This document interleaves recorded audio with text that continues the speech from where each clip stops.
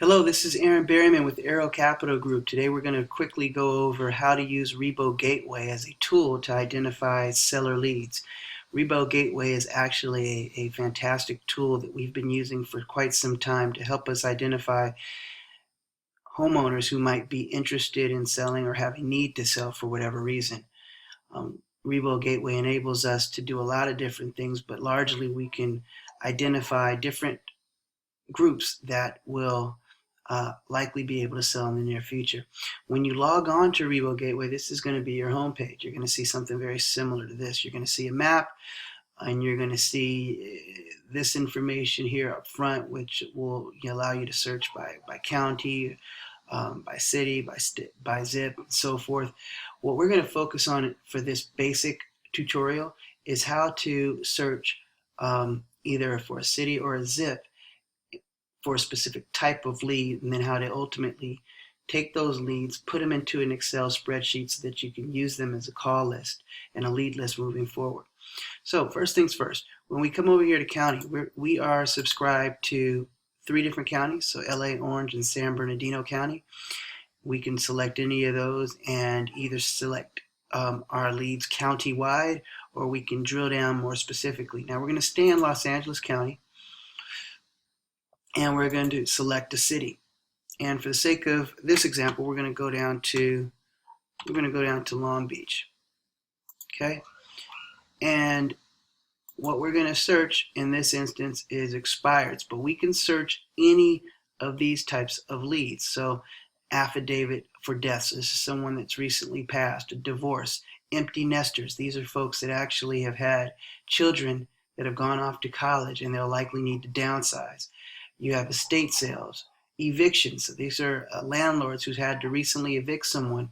Oftentimes, shortly after an eviction, a landlord is looking to get out of that property and sell quickly. You have expired leads, which are leads that were listed on the MLS and or no longer listed or have expired. You've got for lease by owner leads, for sale by owner leads, properties that were just listed, properties that were just sold. You've got public data on properties that were sold. You've got properties that were assessed a fine for whatever reason. A lot of times when properties are assessed fines, things are kind of getting out of hand, and the sellers might often be willing to sell. You've got new foreclosures or real estate owned properties. This is a great one as well, non-owner occupied, NOO, out of state, meaning that these are folks that don't live in the property and they live out of state, and they're probably leasing that property, or it could possibly be vacant. It's a great tool for us. Here, your notice of defaults, your notice of trustee sales, your peak purchases, which will give you an idea of what's been happening in a respective market, your probate sales, and your tax defaults. So again, what we're going to do for the sake of this example is look at expireds.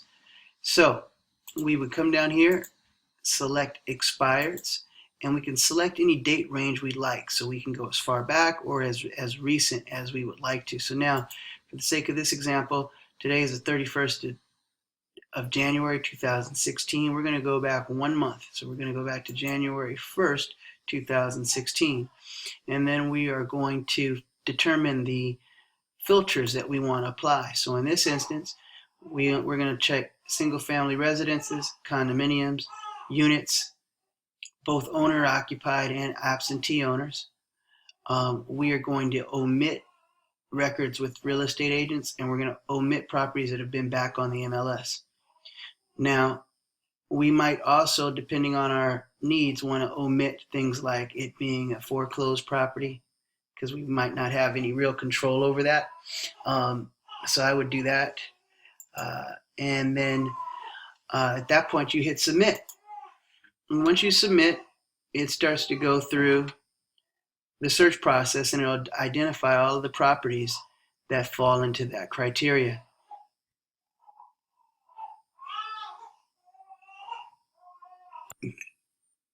Okay, so now what it's done is it's given us 47 properties that fit into that criteria. The properties all show up there on the map, and we could move the map if we wanted to. We can actually expand and get a better sense of where those properties are laid out on the map. Gives us that option as well. We can click on the map and it will correspond. That was number 3. Here's number 1. You click on it and it corresponds to the number of the property and what's happening with it. And if we wanted to, we could actually go into each of the respective properties by simply clicking on the highlighted row, and it gives us a little bit more information about the properties. Here, if we hit, this is contact information. This person does not have a phone number. Now, in some cases, we can hit this plus button here and it will give us a phone number. Not always, but sometimes it will work. So let's give it a shot.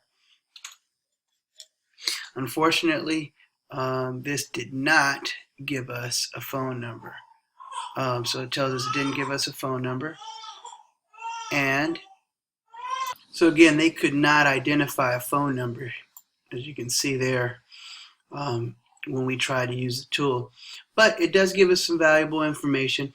When we go to lead history, it says when the property was listed, what it was listed for. So the original list price was $610. They dropped it to $585. The agent was Robin Abbott. It was on the market for 29 days. Looks like it was tenant occupied. Now remember, it's not on the MLS anymore because we filtered that out. So looks like this was a probate scenario because there was an affidavit of death transfer. So this gives us some good information as we dig in to get a better sense of what we're dealing with. But for the purposes of this example, what I want to show you guys is I should go to owner info as well, and it'll give us the information on the property and so forth. It gives us some good stuff. We can even drill down on who the neighbors are, start knocking on doors in the neighborhood, history of the particular property. There was no public sale or foreclosure recently, but it gives us some good information. But for the purposes of what we're trying to do, we're going to take this information and we want to populate it into a workable format that we can either call or door knock. Now again, because we chose expireds, we are using this list primarily to door knock. So we're going to convert it to a Excel spreadsheet so that we can track more effectively. So here we're going to hit Rebo Marketing,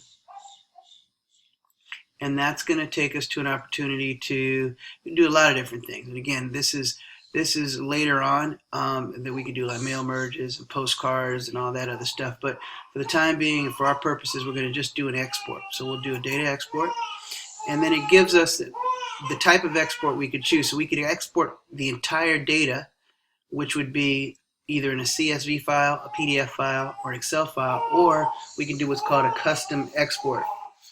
And in the custom export, we can choose which fields we want to include in our export. So click custom export.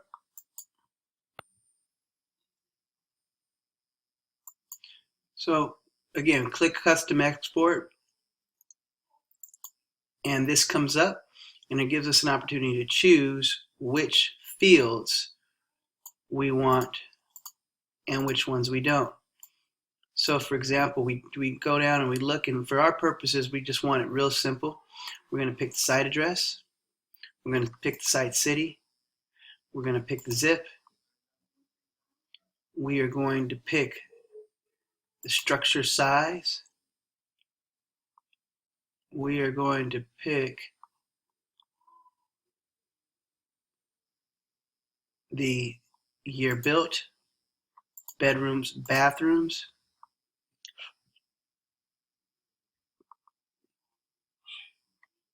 seller,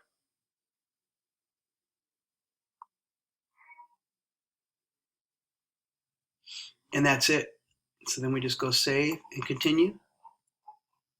And we could choose whether we want it into an CSV format or an Excel format. Now if we go into CSV format, it gives us the opportunity to upload it into different applications. Typically I'll just do an Excel format, and it'll take what we just pulled and it will download it into our downloads. So now it's gone into our downloads, and we can click on the download, and it will have only the fields that we selected. So there's the address, the city, state, size of the structure, year built, bed bath count, the name of the seller, and then the parcel number. I think that was automatically selected and I did not deselect it. So really all we would need at this point would be those fields. I'll delete these other two that we didn't need. And we can take that and essentially go door knocking with it. Now what I've done is I've created a separate spreadsheet that will enable me to take this information and plug it into our own by simply creating a notes section where we can mark down the notes that occurred when we've knocked on each of these respective properties. The great thing about it is that once we've done that and we know that we've got a lead, we can then transfer it into our CRM system and we can begin tracking them on the long run. But that's kind of how we would use it to extract information for us moving forward. If we go back to Rebogateway now, we could choose to do the same thing again, either with another city or with another group. So for example, if we wanted to go for sale by owner and add that to our list, we would simply click on the for sale by owner. We would select our date range. And again, we'll use the same date range. And then I'm sure there'll be a whole lot less here. Our filters, I believe, are the same. So, no, they're not. So we're going to omit properties active on the MLS. And we're going to omit properties that are owned by real estate agents. And that's it. So we'll submit. So it's doing its thing.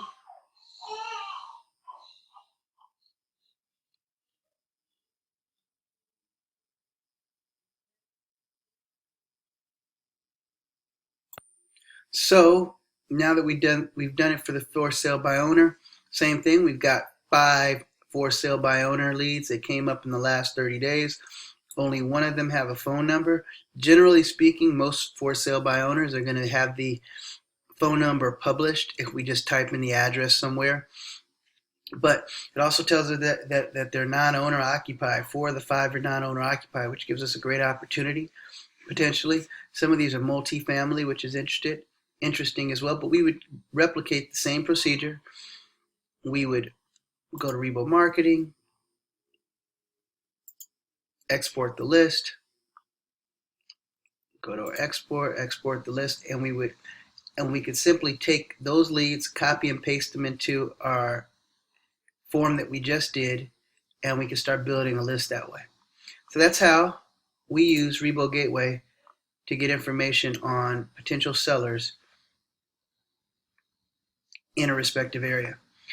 Lastly, just to kind of give you an idea, we can also search by zip code. So if we just click on this zip code box, then it gives us all the zip codes in the respective areas that in Los Angeles County. And we can pick any zip code we want it, and then narrow it down by lead type and by date. And it will give us that information as well. So it's really helpful. We can also do a radius search. So we could enter an address, and we can determine where we'd want it from that address, or how many miles from that address. We can also do a boundary search where we can actually draw the area that we want to look in. So very helpful tools. I can teach you those things later, but just at the onset, wanted to give you some insight on how to extract leads using Rebogateway. Thanks a lot, and hope that helps.